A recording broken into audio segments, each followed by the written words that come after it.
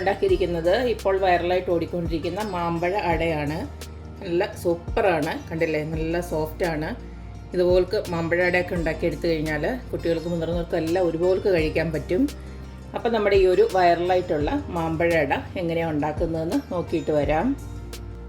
Trending ആയിട്ട് ഓടിക്കൊണ്ടിരിക്കുന്ന മാമ്പഴം ഇലയട ഉണ്ടാക്കാനായിട്ട് ഇതുപോലക്ക് ഒരു 4 മാമ്പഴം ഞാൻ ഇതുപോലക്ക് ഒന്ന് ചെത്തിപ്പൊളി വെച്ചിട്ടുണ്ട്. ഇത് നമുക്ക് മിക്സിയുടെ ജാറിലോട്ടൊന്ന് ഇട്ട് കൊടുക്കാം. ഇത് വെള്ളമൊന്നും ഒഴിക്കാതെ തന്നെ ഇതിനെ ആദ്യമേ പൾപ്പാക്കി നമുക്കെടുക്കാം.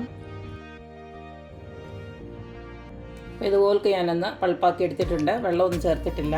ഇനി ഇതിലേക്ക് നമുക്ക് നമ്മുടെ ഇടിയപ്പത്തിനൊക്കെ എടുക്കുന്ന വറുത്ത അരിപ്പൊടിയില്ലേ, അതൊന്ന് ഇട്ട് കൊടുക്കാം. 1 കപ്പാണ് ഞാൻ ഇട്ട് കൊടുക്കുന്നത്.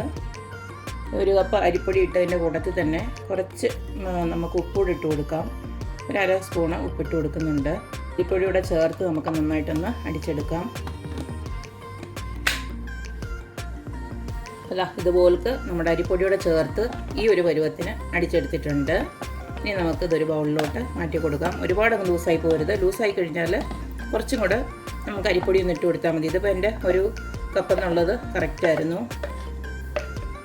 അട ഉണ്ടാക്കാനുള്ള ബാറ്റർ ഇവിടെ റെഡി ആയിട്ടുണ്ട്, കണ്ടില്ലേ. ഇതുപോലൊക്കെ ആക്കി എടുത്തിട്ടുണ്ട്. നിങ്ങൾക്കിനി അരിപ്പൊടി തീരെ താല്പര്യമില്ലെങ്കിൽ ഇതിനകത്ത് ഗോതമ്പൊടി ചേർത്താലും മതി. ഇങ്ങനെ ഒന്ന് ആക്കി വെച്ചതിന് ശേഷം ഇനി ഇതിലേക്ക് വേണ്ട നമുക്ക് തേങ്ങയാണ്. ഇത് നമുക്ക് കുറച്ച് ആക്ച്വലി ഈ ഒരു മാമ്പഴത്തിൻ്റെ നിങ്ങൾക്ക് തേങ്ങയൊന്നും താല്പര്യമില്ലെങ്കിൽ ഇത് ജസ്റ്റ് ഇലയിലൊന്ന് പരത്തിയിട്ട് അത് കയറ്റി എടുത്താലും മതി. ഇപ്പം ഡയബറ്റിക്കായിട്ടൊക്കെ ഉള്ളവർക്ക് കൂടുതലങ്ങ് മധുരം ആവണ്ടല്ലോ, അങ്ങനെ വേണമെങ്കിൽ അങ്ങനെയും ചെയ്യാം. ഇനിയിപ്പോൾ അതല്ല, ഫില്ലിംഗ് ഒക്കെ വേണ്ടവർക്ക് ഈ ഒരു തേങ്ങ നമുക്ക് കുറച്ച് ശർക്കരയിലിട്ടൊന്ന് വിളയിച്ചെടുക്കാം. ഇപ്പോൾ ഫില്ലിംഗ് ഉണ്ടാക്കാനായിട്ട് ഇതുപോലൊരു പാനിലോട്ട് ഞാൻ കുറച്ച് ശർക്കര ഒന്ന് ഇട്ട് കൊടുത്തിട്ടുണ്ട്. ഇത് ശർക്കര പൊടിയാണ് ഞാൻ ഇട്ട് കൊടുത്തിരിക്കുന്നത്. നിങ്ങളുടെ കയ്യിൽ ശർക്കര മറ്റേ കട്ട ശർക്കരയാണെങ്കിൽ ഉരുക്കിയിട്ട് ഇതുപോലെ ഒഴിച്ചു കൊടുത്താൽ മതി. ഞാൻ സ്റ്റൗ ഓണാക്കുവാണ്. എൻ്റെ കൂട്ടത്തിൽ തന്നെ അങ്ങ് തേങ്ങ ഇട്ട് കൊടുക്കുകയാണ്. തേങ്ങയുടെ നനവ് കൊണ്ട് ആ ശർക്കര അങ്ങ് ഉരുകി വന്നോളും. ഇതിലേക്ക് ഞാൻ കുറച്ച് ഏലക്കപ്പൊടി ഇട്ട് കൊടുക്കുകയാണ്. ഏലക്കപ്പൊടിയോ ജീരകപ്പൊടിയോ എന്ത് വേണമെങ്കിലും നമുക്ക് ഇട്ട് കൊടുക്കാം.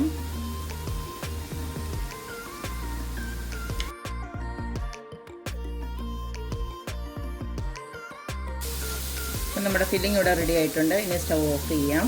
നമുക്ക് ഇലയട ഉണ്ടാക്കാം. അതിന് വേണ്ടിയിട്ട് ഇല ഇതുപോലൊക്കെ കഴുകി റെഡിയാക്കി വെച്ചിട്ടുണ്ട്. ഇതിലേക്ക് ഈ മാവ് നമ്മുടെ ഈ ബാറ്റർ ഉണ്ടല്ലോ കുറേശ്ശെ ഇങ്ങോട്ട് ഇതുപോലൊക്കെ സ്പ്രെഡ് ചെയ്ത് കൊടുക്കണം.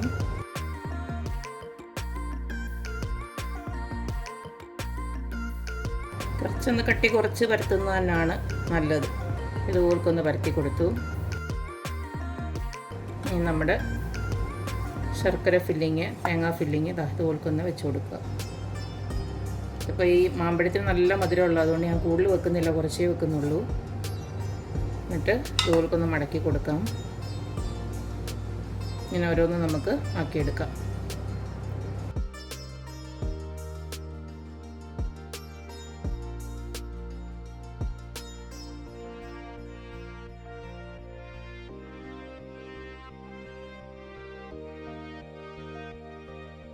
എടുത്ത മാമ്പഴവും അതുപോലെ തന്നെ 1 കപ്പ് അരിപ്പൊടിയും കൊണ്ട് നമ്മൾ 8 എണ്ണം ഇതുപോലൊക്കെ ആക്കി വെച്ചിട്ടുണ്ട്. ഇനി നമുക്കിതിനെ ഒന്ന് ആവി കയറ്റിയെടുക്കാം. അപ്പോൾ നമ്മുടെ മാമ്പഴ അട ഒന്ന് ആവി കയറ്റാനായിട്ട് ഇതുപോലൊക്കെ ഞാനൊരു ഇഡ്ഡലി പാത്രത്തിൽ വെള്ളം വെച്ച് അതൊന്ന് തിളപ്പിക്കാനായിട്ട് വെച്ചിട്ടുണ്ടായിരുന്നു. ഇനി നമുക്കിത് ഓരോന്നും അങ്ങോട്ട് വെച്ച് കൊടുക്കാം.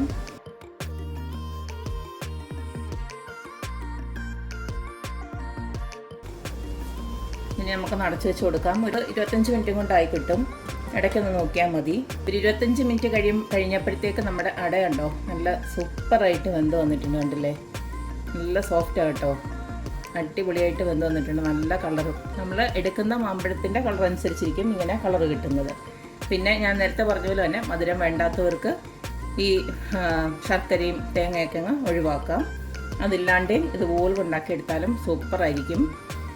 അപ്പോൾ ഇത്രയേ ഉള്ളൂ ഇന്നത്തെ വീഡിയോ.